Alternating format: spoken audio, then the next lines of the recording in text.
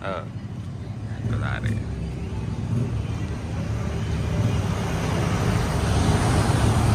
Magandang gabi mga paps. Ayan, bali may nakita na naman ako na Brutus dito sa Kalumpang. At ito, ipakita ko siya sa inyo mga paps. Ayan, ito yung Galaxy na modelo. Pagkakalam ko unang labas ito. At ang may-ari pala ito si Mr. Paps L.A. Aran. Ayan. Bali, anong model ito paps? 2000. Ayan, 2000 pala ang model nitong Galaxy. Ayan, flex natin paps. Ito yung pagkakaano ng Galaxy. Ayan, ganyan design yan nung unang modelo. Bali yan yung sinundan nung sa akin. Ayan, ganito. Diba? At yan, flex natin.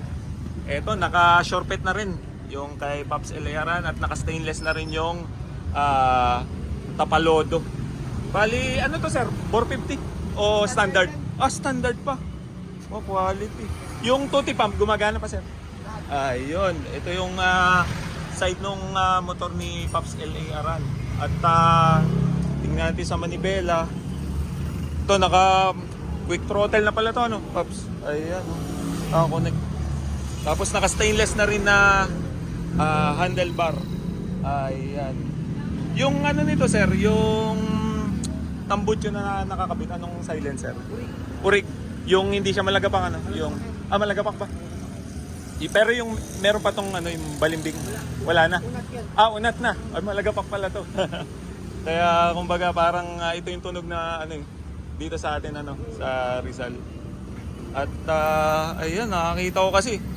Nagra-rides ako kasi kanina. Ay nakita ko yung motor mo. Sabi ko ma-check at ayun. Ilang taon na sa ito?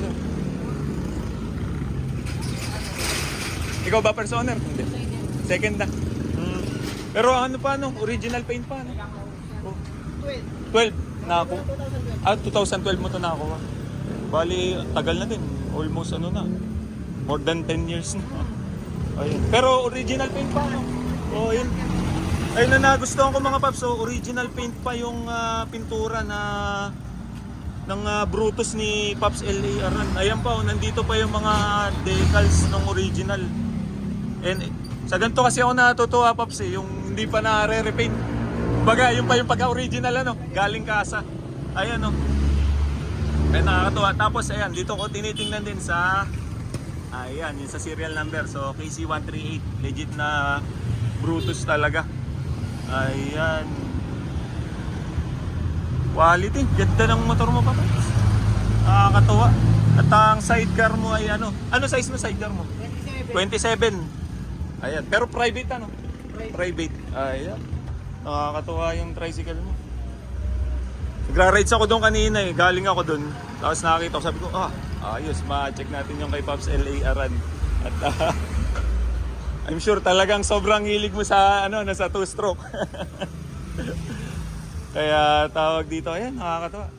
Kaya sobrang solid. Ano pang future mo dito na na project? May mga palitin ba dito o wala? 17 ko lahat. Eto. 16 pa kasi lahat yan 16 pa ba to?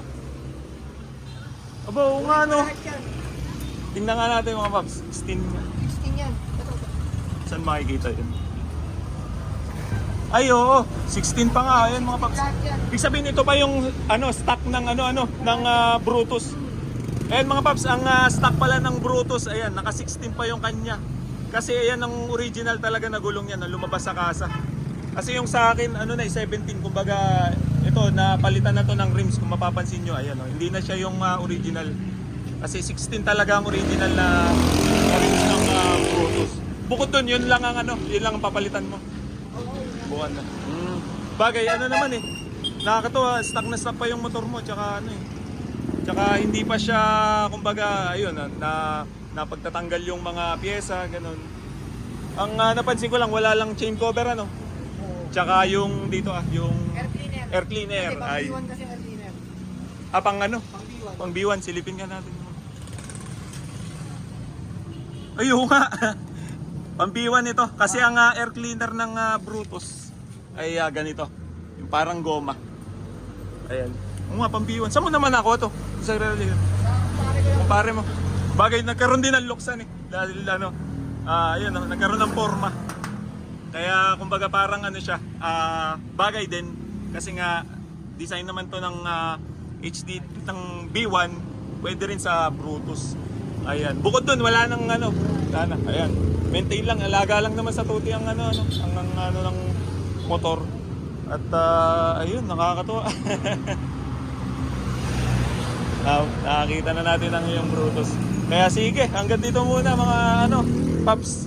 At salamat Sir L.A. Aran ulit sa pag-share dito sa iyong Brutus. Kaya yun. Sige.